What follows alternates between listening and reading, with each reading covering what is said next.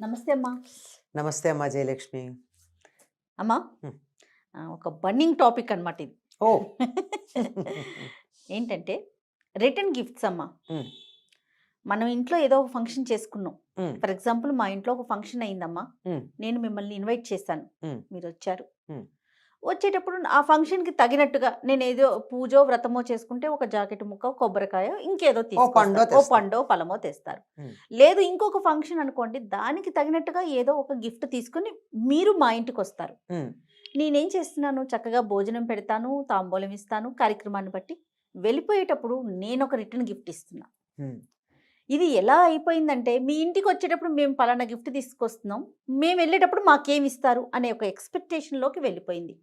అసలు ఈ return gift concept ఏంటి? పూర్వకాలంలో అసలు ఈ పద్ధతుందా? ఎలాంటి సందర్భాల్లో మన ఇంటికి వచ్చి, మన ఫంక్షన్‌కి వచ్చి తిరిగి వెళ్ళేటప్పుడు గిఫ్ట్ ఇచ్చి పంపుతారమ్మా? అమ్మా, అసలు ఈ ఇచ్చిపుచ్చుకోవటాలన్నది చాలా ఎక్కువైపోయి చికాకు కలుగుతోందమ్మా. ఆ! ఎందుకు అసలు ఏమనిస్తారమ్మా? శుభలేఖలు ఏమనేస్తారు?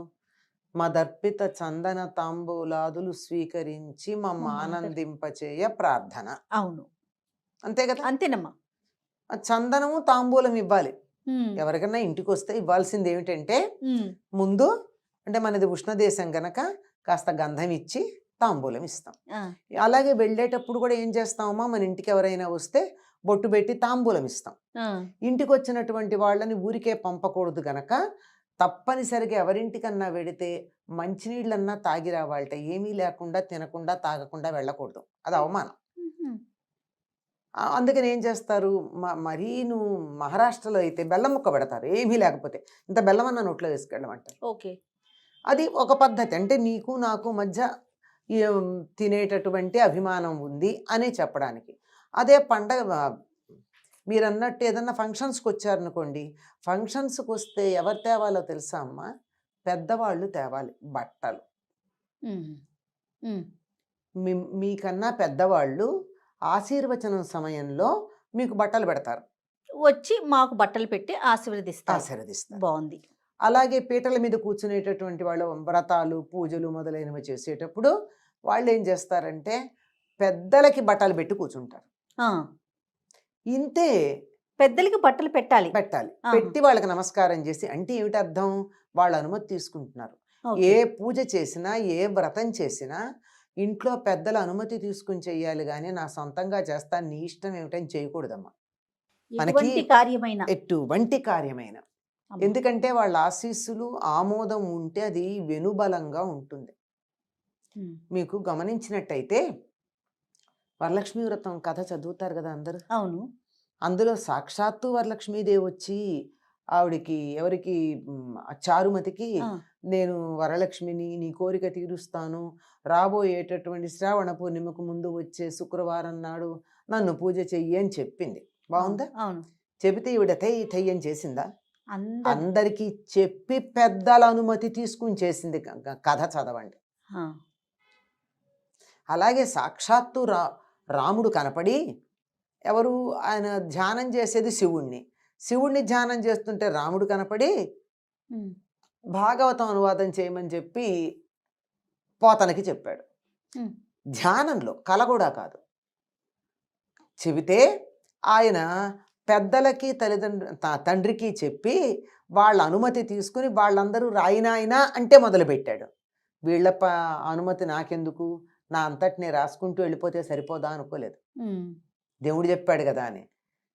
ప్రత్యక్షమైనటువంటి దైవాలు తల్లిదండ్రులు ఇంట్లో పెద్దలు ఉంటే వాళ్ళ ద్వారానే భగవంతుని యొక్క అనుగ్రహం మనకు లభిస్తుంది గనక వాళ్ళ అనుమతి తీసుకుని చేయాలి. హ్మ్. ఆ అనుమతి తీసుకోవడానికి సంకేతం ఎక్కడ? ముందరే చెప్తాం, అది వేరే మాట. దానికి ఆ క్షణాన వాళ్ళకి పెద్దవాళ్ళు ఉంటే వాళ్ళకి బట్టలు పెట్టి చేస్తాం. మిగిలినదంతా మన శక్తి సామర్థ్యాలు. ఇప్పుడు నాకు బాగా వైభవం ఉంది. ఆ వైభవాన్ని 10 మందికి పంచుకోవాలనుకుంటున్నాను నేను. ఏదో ఒక సందర్భం పెట్టుకుని, ఆ సందర్భంలో నాకు బాగా ఈ సంవత్సరం పంటలు పండాయి, లేతే డబ్బొచ్చింది, వ్యాపారంలో పిచ్చి డబ్బొచ్చింది కదా! హ్మ్. దాన్నేదో చేయాలనుకుంటున్నాను. కనుక బంధుమిత్రులందరినీ పిలిచి, ఒక చిన్న వేడుక చేసుకొని, ఆ వేడుక సందర్భంగా అందరికీ నాకున్నదాన్ని పంచుకుంటా. అంతేగాని తప్పనిసరిగా రిటర్న్ గిఫ్ట్ ఇవ్వాలి అన్న నియమం ఏం లేదమ్మా. ఉమ్. ఇవ్వవలసిందల్లా తాంబూలం, పండు తాంబూలం.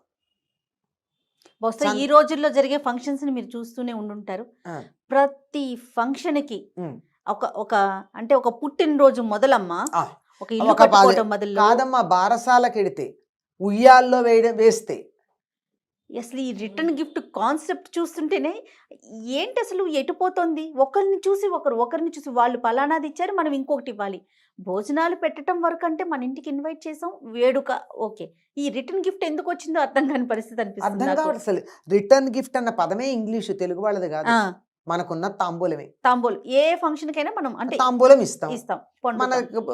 ఒకవేళ ముత్తైదులు అనుకోండి, మన దగ్గర ధనం ఉంటే ఓ జాకెట్ ముక్క ఆ, పెడతాం, లేదంటే ఒక చీర పెడతాం. ఉపయోగపడేవే కదా అవి. అవును. అంతేగాని ఇప్పుడు ఇచ్చేవి ఎందుకు ఉపయోగపడుతున్నాయి? ఏవి కూడా ఉపయోగపడేవి ఎక్కడా కనపట్టలేదు మనకి ఉమ్, కదా. అవును. ఇంటి నిండా వస్తువులు ప్లాస్టిక్ డబ్బాలు, ప్లాస్టిక్ వాటర్ బాటిల్స్, ఆ, ఇవే కదమ్మా చూస్తున్నాము. ఇంటి నిండా వస్తువులు పేరుకుపోతున్నాయి. వాడేది లేదు, పెట్టేది లేదు, ఏం చేయాలో తెలియక కొంతకాలం ఉంచి తర్వాత బయటపడి ఫ్యాన్సీ అంటున్నారే, ఆ, ఈ ఫ్యాన్సీ వస్తువులు ఎక్కువ అవుతున్నాయి. అవును. ఇది చెయ్యాల్సినటువంటి పని లేదంటే లేదు. ఉమ్, అంటే ధనం ఉంది, నేను పంచుకోవాలనుకుంటున్నాను ఇచ్చేవాళ్ళు ఉంటే ఉండాలి, కానీ అలా ఆ రకంగా తమకున్నటువంటి సంపదని 10 మందితో పంచుకోవాలని. ఉదాహరణకి మనకి ఆ, ఆంధ్ర ప్రాంతం అంతే, ఇప్పుడు తెలంగాణ ఆంధ్ర విడిపోతున్నాం గనక, విడిగా ఉన్నాం గనక సంప్రదాయాలు ఉన్న తేడా నా పేరుతో చెప్పచ్చు. ఆంధ్ర ప్రాంతంలో మనకి పంటలు వస్తాయి అవునమ్మా, సంక్రాంతికి. అవును. వచ్చినటువంటి వాళ్ళందరికీ ఏం చేస్తాం, మనం తాంబూలాలు ఇచ్చి పంపిస్తాం. ఉమ్, కానీ తెలంగాణ ప్రాంతంలో నోము అని చెప్పి 13 వస్తువులు తీసుకొచ్చి తప్పనిసరిగా 13కి తాంబూలంలో వస్తువులు పెట్టిస్తారు. ఉమ్హు, అందుకని నోము అంటే 13 లెక్క, ఉమ్హు, డజన్ అంటే 12, నోము అంటే 13. 13. దీపావళికి కానీ సంక్రాంతికి కానీ అట్లా నోముగా ఇచ్చే పద్ధతి ఉంది. అది ఆ ప్రాంతంలో వాళ్ళు ప్రత్యేకంగా ఆ ఒక్కదానికి, మళ్ళీ అన్నిటికీ కాదు, ఓహో, ఒక్కదానికి మాత్రమే. ఆ ఒక్కదానికి దేనికి, కొంతమంది దీపావళికి చేసుకుంటారు, కొంతమందికి సంక్రాంతికి చేసుకుంటారు. నోముగా 13 వస్తువులు పంచుకునేది. ఉమ్హు, అట్లా ఏదన్నా ఒక లెక్క ఉంటే తప్ప నోము అనేదన్నా మామూలుగా ఏంటమ్మో వచ్చే పంచుకోవడం, అప్పు చేసి మరీ పెట్టేటటువంటి వాళ్ళు కనపడుతున్నారు. అవును, ఈ వస్తువులు ఏమన్నా ఉపయోగపడతాయా? ఇంటి నిండా పేరుకుపోతూ ఉంటాయి. అవును. ఉపయోగపడేవి ఇచ్చినా అందం చందం. ఆ, మీరు ఇందాక చిన్నపిల్లలు అవునవును, అదేమంటారు, పుట్టినరోజులు అన్నారు అవును, అనుకోండి, అవునమ్మా. అది మరీ చిన్న పిల్లలకైతే ఒక లాలీపాపో బిస్కెట్ ప్యాకెట్టో చాక్లెట్ ఇస్తే వాళ్ళు తింటారు, ఆ, సంతోషపడతారు. పిల్లలు. ఏదో 4-5 ఏళ్ళు వచ్చిన వాళ్ళకైతే ఒక పెన్సిల్ ఇస్తే, వాడు నా ఫ్రెండ్ బర్త్డేకి వెడితే పెన్సిల్ ఇచ్చారు అని చెప్పి వాడు చెప్పుకుంటాడు. అవును. అంతేగాని చిన్నపిల్లలకు కూడా మీరు అన్నట్టు బాటిల్స్, డబ్బాలు ఆ, ఇస్తే ఏం చేసుకుంటాడండి వాడు? ఇంటికి తీసుకొచ్చి అమ్మకి ఇవ్వటం. అంతే కదా. అంతేగమ్మా. అంతకన్నా ఇంకేం లేదు. అసలు ఇళ్లల్లో ఈ మధ్య కాలంలో ప్రతి వాళ్ళ ఇంట్లోనూ ఇచ్చామంటే ఇచ్చాం ఆ, అనే లెక్క. అవును. ఇచ్చామనే లెక్కకి తీసుకొస్తే ఇంతంత పళ్ళాలు, ఇంతంత కటోరీలు, ఇంతంత ఏమిటో గ్లాసు, ఎందుకుంటాయి ఇవన్నీను? ఉమ్. అంటే వాళ్ళు ఇవ్వాలనుకుని ఇస్తున్నారు, ఇవ్వాలి అనే ఒక లెక్క పెట్టుకుని, అదే అది మనకు వస్తుంది. ఉపయోగపడుతుందో లేదో తెలియదు. లెక్క కన్నా కూడా నమ్మ పలానా వాళ్ళు ఇది ఇచ్చారు, సో మనం ఇది మనం ఇంకొకటి ఇవ్వాలి అని ఆ. ఒక ఆ లెక్కతో వెళ్ళిపోతున్నారేమో అనిపిస్తోంది. ఇవి ఎలా అవుతున్నాయి అంటే ఆ, సర్క్యులేట్ అవుతుంది. అవుతున్నాయి. ఒకే రకంవి ఉంటే మళ్ళీ దాన్ని కొంచెం అటు ఇటుగా ఉన్న వాటన్నిటినీ కలిపి, ఉమ్, మా ఇంట్లో నేను ఇంకో ఫంక్షన్కి వాటన్నిటిని ఇచ్చుకోవడం. ఉమ్. ఆ, ఇది కొంతకాలం ఒక పిచ్చి, ఏమంటారు, హార్ట్ కేసులో. ఆ, ఇప్పుడు హార్ట్ కేసులో లేదు ఎవరికీను, ఆ పిచ్చి తగ్గిపోయింది. తగ్గిపోయింది. హార్ట్ కేసు పిచ్చి తగ్గిపోయింది. హార్ట్ కేసులు ఈ కరోనా వచ్చిన తర్వాత ఎవరూను హార్ట్ కేసులో పెట్టుకోవట్లే, ఇంట్లో ఉండి వేడివేడిగా తినడమో ఉమ్, అలవాటైపోయింది. కొంతకాలం అది పిచ్చి, ఒక్కొక్క కాలంలో ఒక్కొక్క పిచ్చి. ఉమ్. అమ్మా, అసలు సాధారణంగా రిటర్న్ ఇచ్చే సంస్కృతి ఏ కార్యక్రమానికి ఉంటుందమ్మా? సాధారణంగా అసలు దీనికి ప్రత్యేకం ఏం లేదమ్మా. వాళ్ళకుంటే తాంబూలంలో ఏదన్నా తమకు ఉంటే ఇవ్వడమే తప్ప ఇచ్చి తీరాలన్న నియమం ఏం లేదు. పూర్వకాలం రాజులు ఉన్నారమ్మా, ఆ, రాజుల ఇళ్లలో ఏదన్నా ఫంక్షన్ కనుక అయిందనుకో ప్రజలందరికీ బహుమానాలు ఇచ్చేవాళ్ళు, అవును, అవును. వాళ్ళకు ఉంది కనుక ఆయన ప్రభువు కదా. కదా. అలాగో జమీందారు ఉన్నాడు, ఊళ్ళో ఒక బాగా ధనవంతుడు ఉన్నాడు, లేదా ఒక ఆస్తిపరుడు ఉన్నాడు. అట్లాంటి వాళ్ళు తమ దగ్గర ఉంది గనక పంచుకోవడానికి ఇస్తారు తప్ప, సామాన్యులు తప్పనిసరిగా ఇవ్వాలన్న నియమం లేదమ్మా. పండు, తాంబూలం అంటే తాంబూలం వేసుకుంటారు, పండు తింటారు, అప్పటికప్పుడు చక్కగా ఉపయోగపడతాయి తప్ప, వాటిని మళ్ళీ దాచిపెట్టడమో సర్క్యులేషన్‌కో వెళ్ళదు. తాంబూలం సర్క్యులేషన్‌కి వెళ్ళదు. అవును. పండు సర్క్యులేషన్‌కి వెళ్ళదు. అవును. కదా! అది. అవునమ్మా. అట్లాంటివే ఉంటాయి గానీ, బట్టలనుకోండి సాధారణంగా ఇప్పట్లాగా పిచ్చి పిచ్చిగా బట్టల కోసం పెద్ద ఇల్లు కట్టుకునేటటువంటి కల్చర్ పూర్వం లేదు. అవునవును.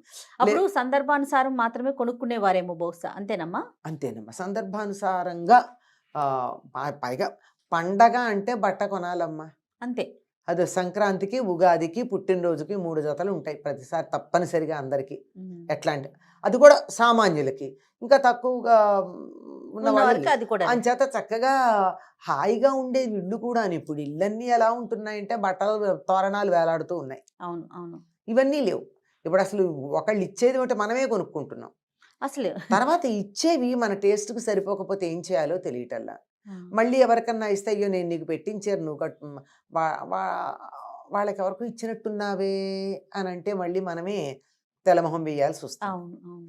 ఇవన్నీ కూడా ఆలోచించుకుని ఇచ్చేటప్పుడు కొంచెం మన దగ్గర ఉండి ఫలానా వాళ్ళ మీదున్న ప్రేమతో ఇద్దాము అనుకుంటే ఇవ్వాలి తప్ప, తప్పనిసరిగా ఇచ్చి తీరాలన్న నియమం ఏం లేదమ్మా. ఓకే.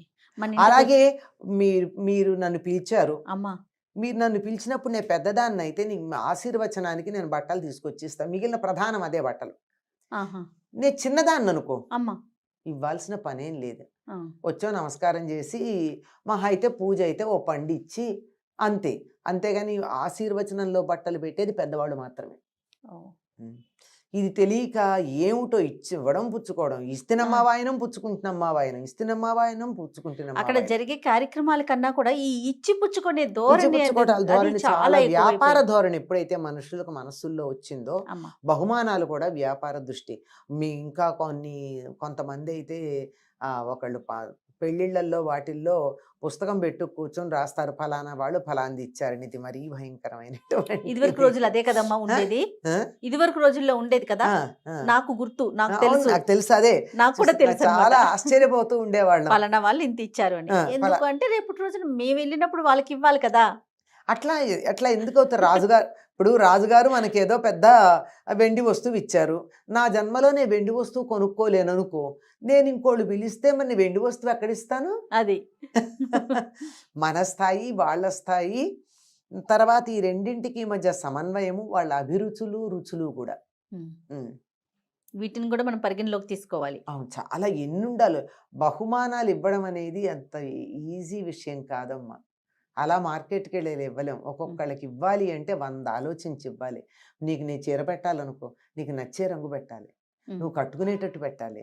తీరా చేసి నీ దగ్గర 100 ఉంటే కూడా, అబ్బా! ఈ చీర నేను కట్టుకోకుండా ఉండలేను అనిపించేట్టు పెట్టాలి నేను. హ్మ్.